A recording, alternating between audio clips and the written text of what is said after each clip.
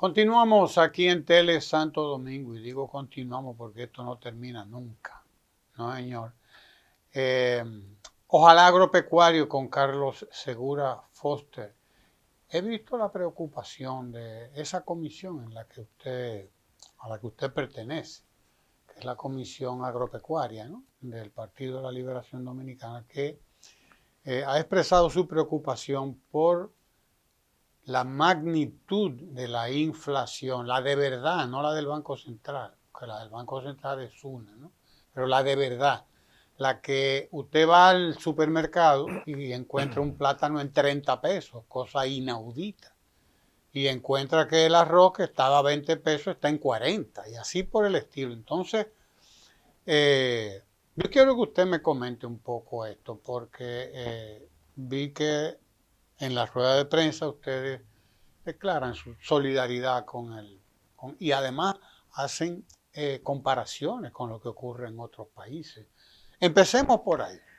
Bueno, nosotros como parte del equipo de gabinete técnico, la parte agropecuaria, nos hemos solidarizado a través de un documento que vamos a hacer público, ya lo hicimos público, con las dificultades que tiene la población para alimentarse bien.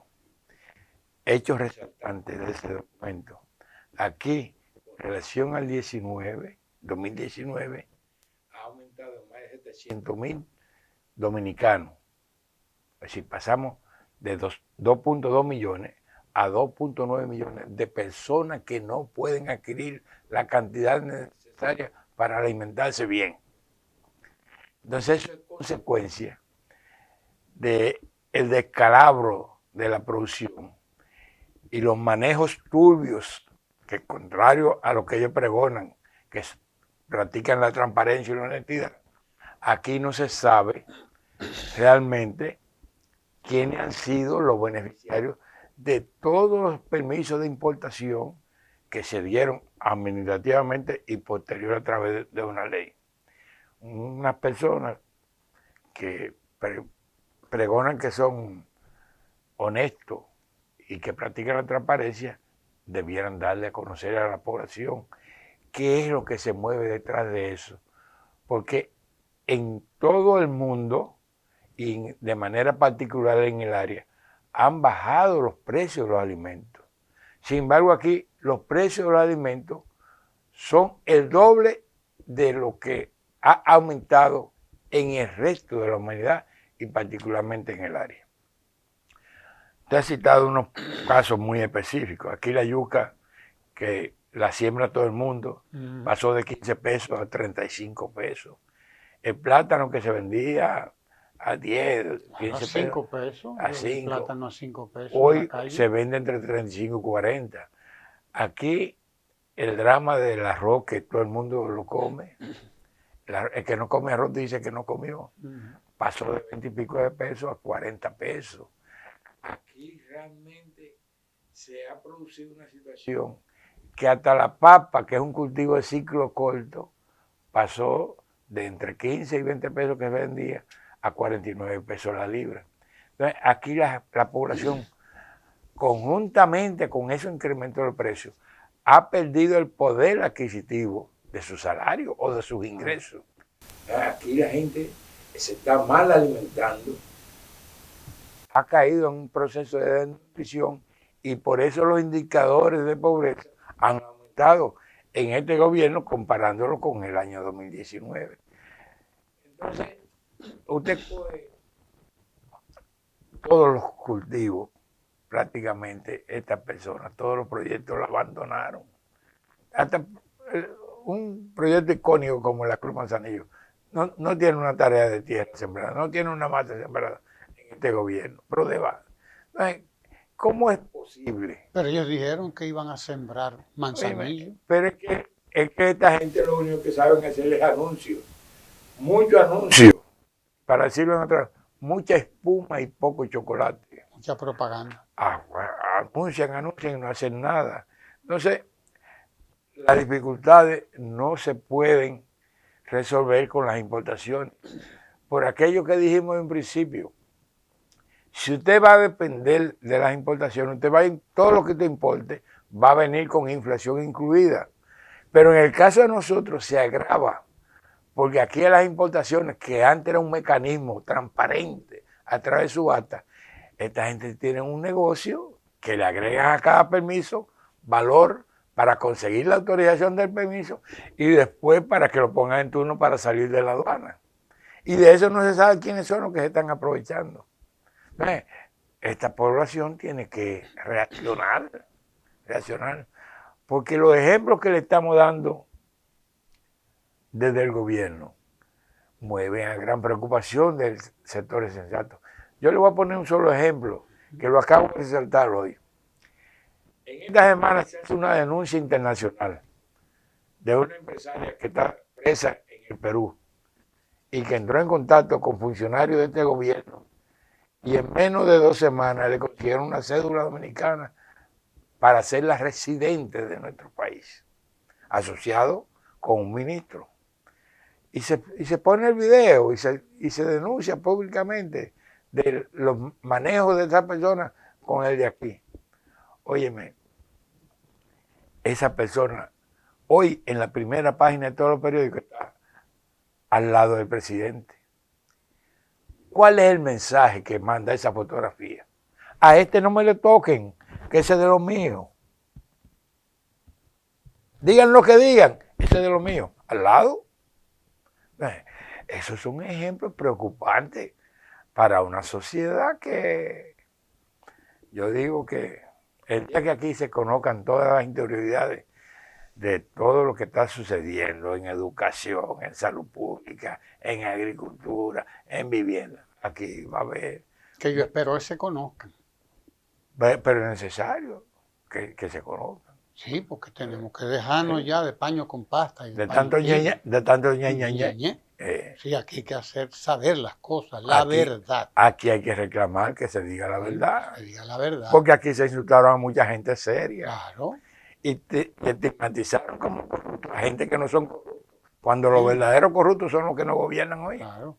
Bueno, pero yo quiero que usted me diga, esta cuestión de aumentarle 125,000 millones de pesos a la nómina del Estado en 3 años, eso equivale a ojo de buen cubero a 40,000 millones de pesos por año. Así Explíqueme, gente que decía que no, que el Estado era muy grande, que hay que hacerlo más chiquito, que la nómina era demasiado grande porque los PLDistas la estaban repartiendo, que había que achicarla y que con eso se iba a resolver muchas cosas. Pero lo que han hecho es aumentarle 125,000 millones.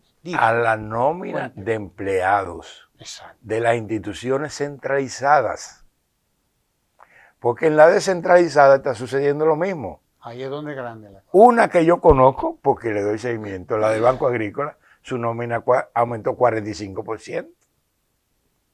45. Así mismo. Casi la duplicaron. Bueno, prácticamente duplicada. Y la de los pensionados la han duplicado grandemente. Y yo te cito que es la nómina de empleados activos, porque a eso tú tienes que adicionarle más de 40,000 pensiones irregulares que mediante decreto han otorgado a casos que la merecen, pero la mayoría de ellos de gente que ni siquiera prestaron servicio en la administración pública. Simple y llanamente porque de buena a primera se convirtieron en activistas de la reelección.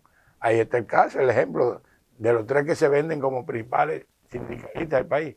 Y así una retaíla de personas que han engrosado de la nómina, repito, más de 40,000 pensiones otorgadas mediante decreto, que no tiene nada que ver con la seguridad social, sino basado en la discreción del presidente de asignar lo que se conocen como pensiones solidarias. Pero las pensiones solidarias se establecieron de 6,000 pesos para los pobres. Pero estamos hablando de pensiones de cientos de millones, de 100,000, de 150,000, de 75,000. Y además de ese desorden, del aumento de la nómina pública El reparto, y digo. de la pensión, este es respaldo para la compra de conciencia. Yo te puedo decir, sin entrar en citar nombres, pero de cosas que yo puedo demostrar. Hay un ex compañero que a través de un préstamo del Banco Agrícola le acaban de resolver compromisos de alrededor de 30 millones de pesos. Uepa. Pero no más que ayer, y yo se la voy a compartir, ojalá que puedan reproducir ese audio, un acucioso analista político que tiene un programa de radio y televisión, denunció que mientras a él no le quieren financiar un proyecto técnicamente factible, económicamente rentable y con garantía suficiente, a otro colega de él sin garantía le acaban de ofrecer facilidades y otorgárselas de más de 100 millones de pesos de proyectos que no tienen ninguna razón de ser. Pero conciencialmente el beneficiario, dice él, hasta hace poco era un crítico del gobierno. De buena primera se ha convertido en un activista más de lo que defienden este intento de reelección. Ahí es donde se está pudriendo esta sociedad, en que estas autoridades que prometieron austeridad, la maravilla, que ellos iban a convertir este país en el país de Alicia. Bueno, todo lo que han tocado lo han dañado, todo lo contrario de lo que ellos prometieron. Aquí no hay una sola institución, ni una sola actividad que con relación al 2019 ellos puedan mostrar indicadores superiores. Ni siquiera iguales. Yo quiero reconocer el gran esfuerzo que se ha hecho para atraer turistas, pero todas las cifras que están dando están incluyendo los cruceristas.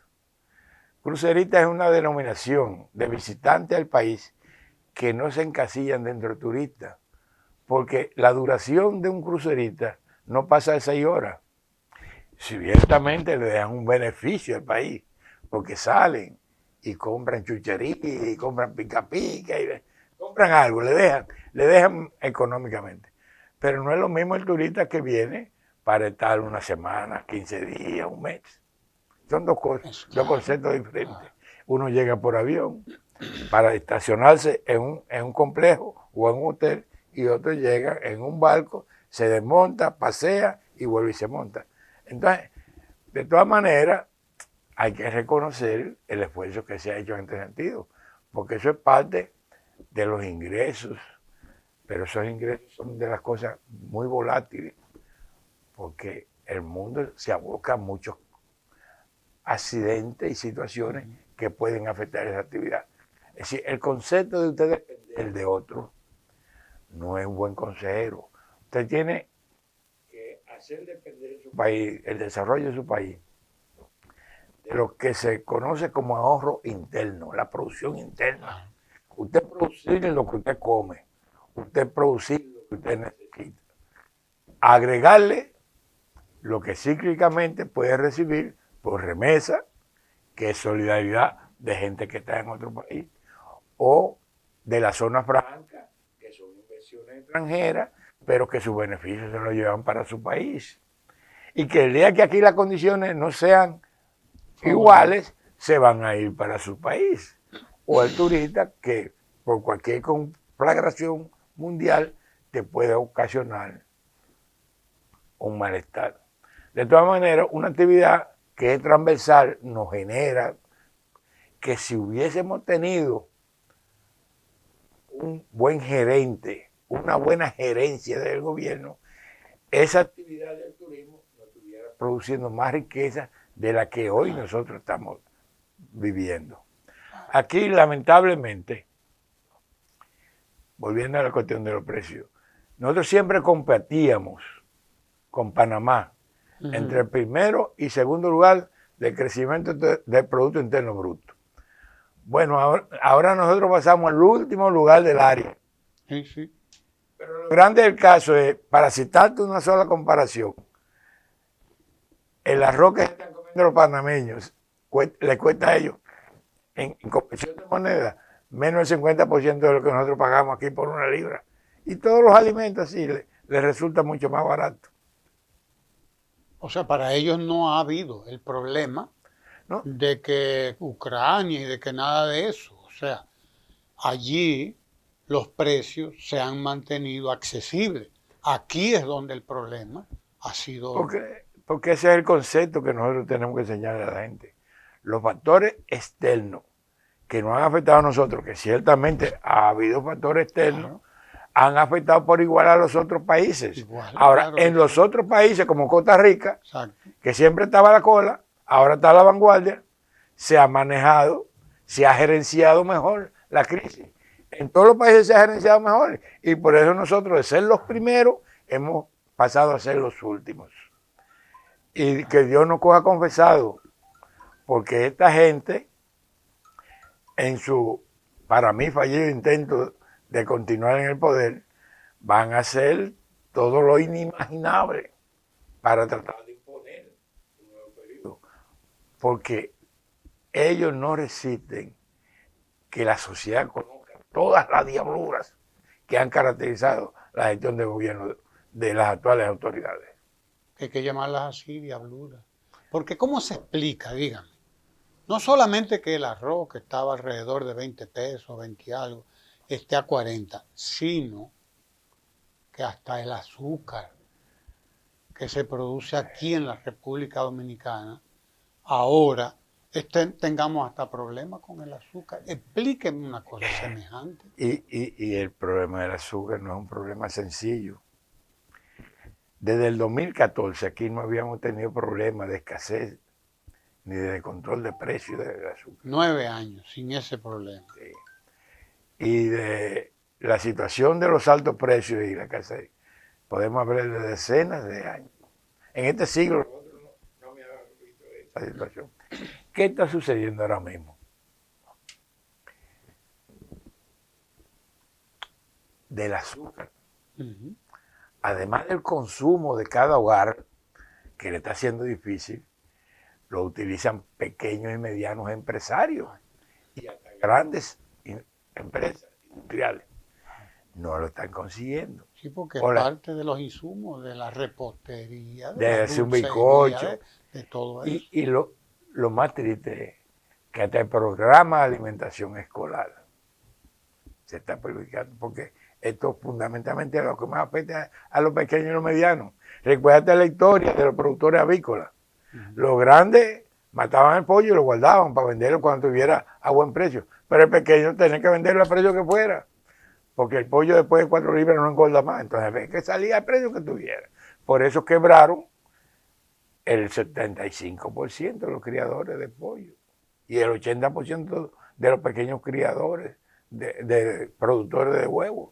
Entonces, esa situación que hay hoy, primero que no hay, donde hay, está racionada. Por ejemplo, el azúcar que se conoce refino, donde usted suele encontrar, no le vende más de 5 libras. Y para una industria eso no es nada. Entonces, hay que ver esto en el contexto de que los gobiernos tienen que ser previsores. Ellos tienen que prever que iba a decrecer la producción. Y oye bien, que el problema no es mayor, porque hemos tenido problemas para exportar. Aquí se está exportando menos. Recuerda que a uno de los ingenios le prohibieron las cuotas que se vendían normalmente en Estados Unidos. Entonces aquí solamente refinería de azúcar refino es uno de los ingenios. Hay otro que hace un medio refinado, es decir, que le dicen afinada. Afinada. No refinada, sino afinada. Y otra que la vende totalmente espalda. Son 3 ingenios. Entonces, ellos lo que han hecho es una especie de acuerdo, pero el suministro no es suficiente. Y la oferta que hizo el gobierno de asignarles importaciones se ha manejado con la opacidad de todas las importaciones. De entrada, le ofrecieron eliminar el arancel del 14% que todavía paga el azúcar. En el 25 ya entra con arancel cero. Pero no lo quitaron. Entonces, internacionalmente, esta cara, aquí la encarecen más por, vamos a decirlo con una palabra común, por el manipuleo que hay en los permisos de importación, y entonces el pueblo no encuentra algo que es básico, porque ciertamente es saludable beber el café amargo, pero no todo el mundo que le guste el café amargo. La vida está tan amarga que algo tenemos que endulzar. Algo hay que endulzar. Entonces, ahora no tenemos ni siquiera con qué endulzar los jugos que nos vamos a tomar. Así es. Lamentablemente, a eso nos han llevado las improvisaciones y la falta de gerencia de un gobierno que se vendieron como lo sabe todo y en la práctica no saben nada. Y don Juan siempre nos decía, yo siempre recuerdo esto, cuando usted es lo que es, usted no lo presume, usted lo demuestra. Así es. Así es. Presumen de lo que son porque son lo contrario. Presumieron de serio y son corruptos. Nos acusaron a nosotros de lo que ellos verdaderamente son. Y a ellos hay que aplicarlo, y esto yo lo repito a toda la población, que cuando la gente presume de algo es porque carece de eso. Hay un dicho que dice, dime de lo que presumes y te diré de lo que careces. Claro. Esa es la realidad. Es la realidad. La honestidad no se predica, la honestidad se practica y se demuestra con los hechos. La transparencia no es un discurso, es tenerle a la población todas las informaciones necesarias sobre lo que usted hace.